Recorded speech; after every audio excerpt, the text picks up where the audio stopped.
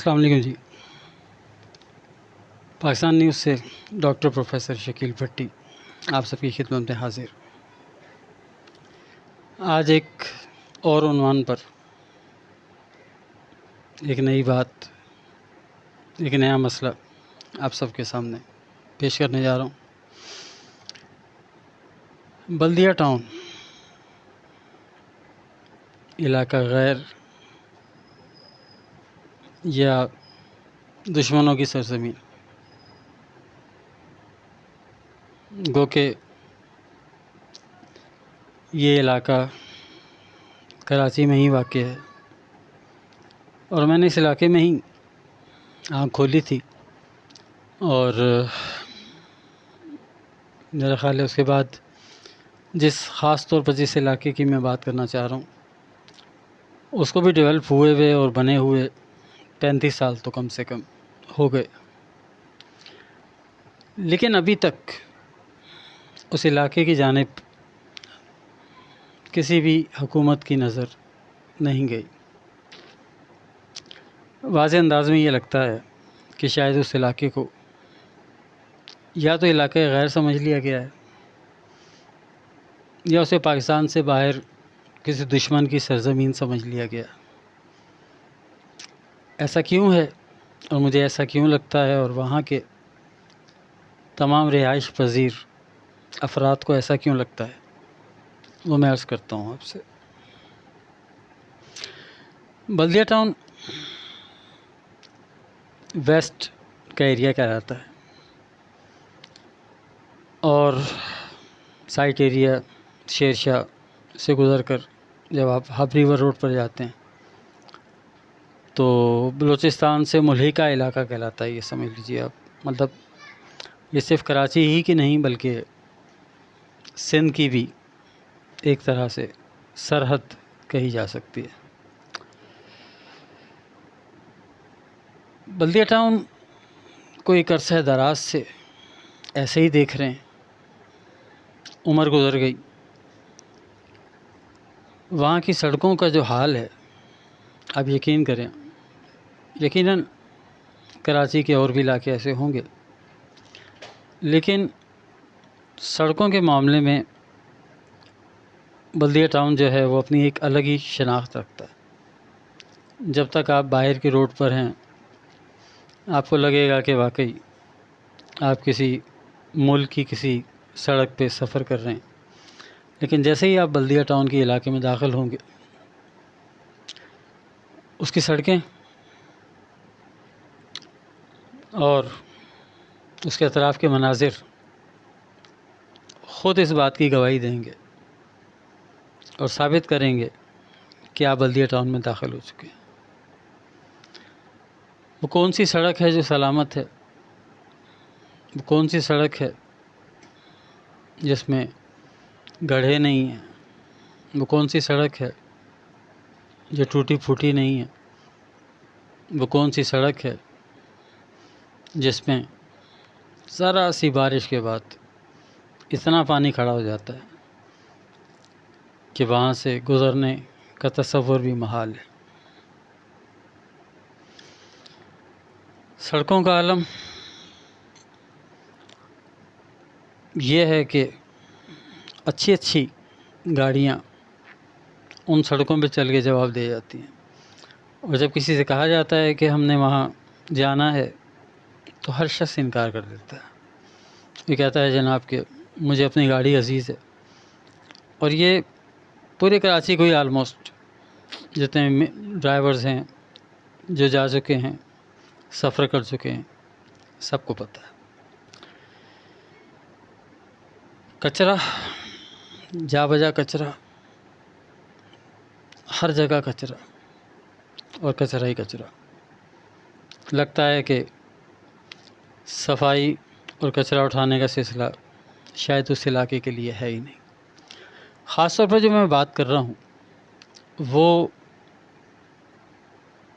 Sector 8، 9 اتحاد town اور sector اس کے بعد 10، 11، 12 جہاں تک ہے، وہ حالات ہیں کہ الامان الحفیظ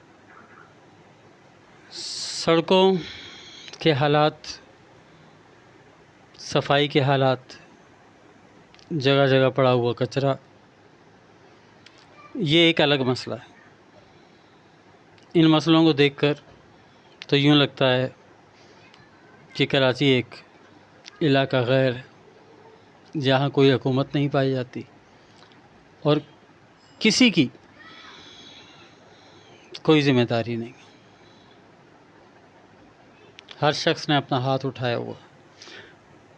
لیکن اب جو میں مسئلہ آپ کے سامنے بیان کرنے جا رہا ہوں، اس مسئلے کو سامنے رکھ کر تو ایسا لگتا ہے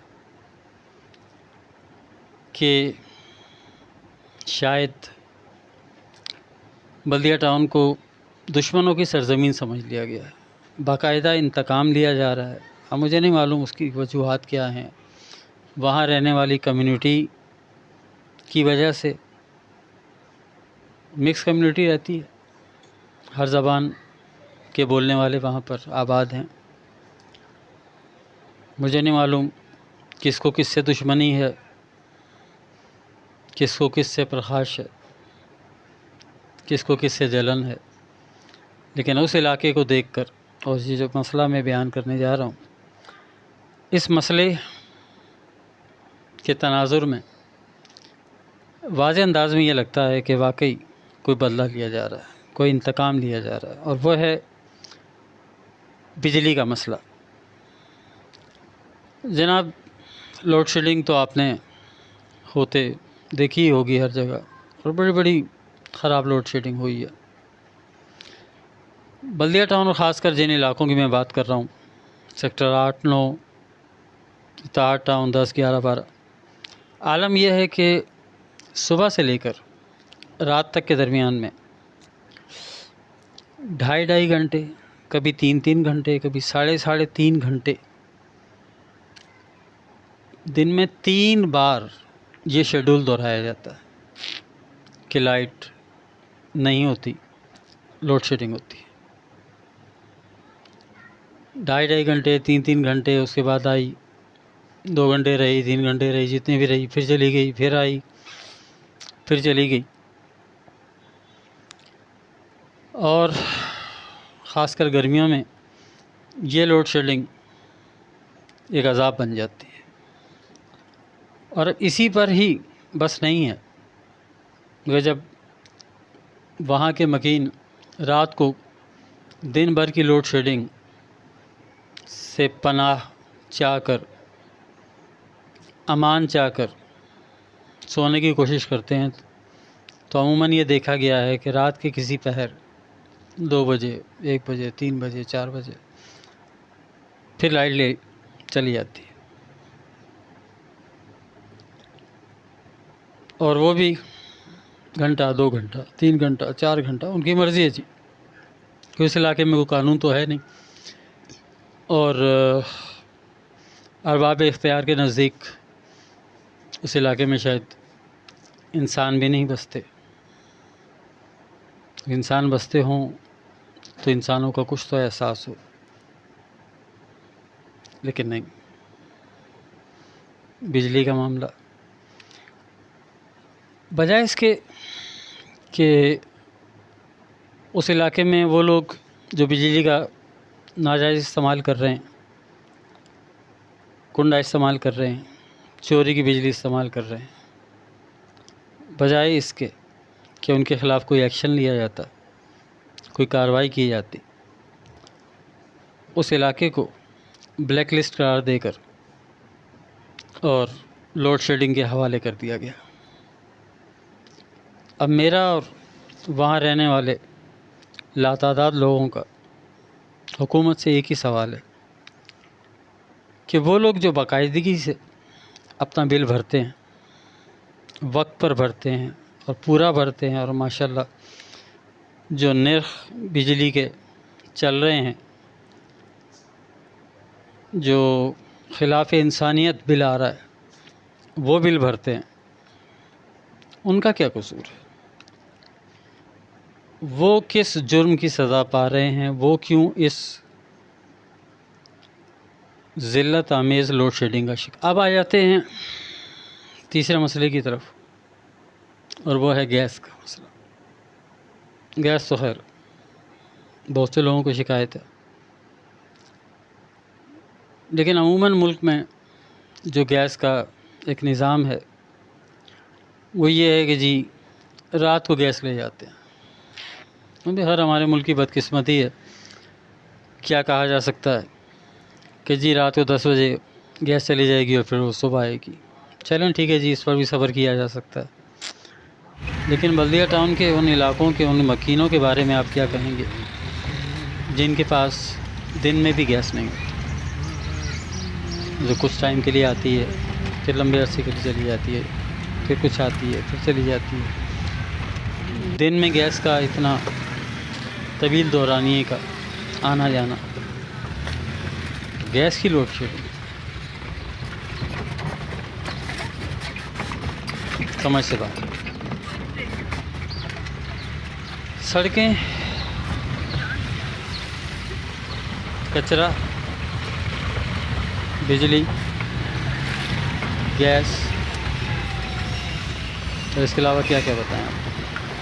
پانی کی لائنیں کہیں بچھی ہوئی ہیں کہیں بچھنی ہیں، سال ہر سال سے سن رہے ہیں جی آج آ جائے گی، کل آ جائے گی، اگلے ہفتے اگلے مہینے، پانی نہیں ملا اس کو۔ 35-40 سال ہو گئے اس علاقے کو، لیکن وہ علاقہ پانی سے محروم۔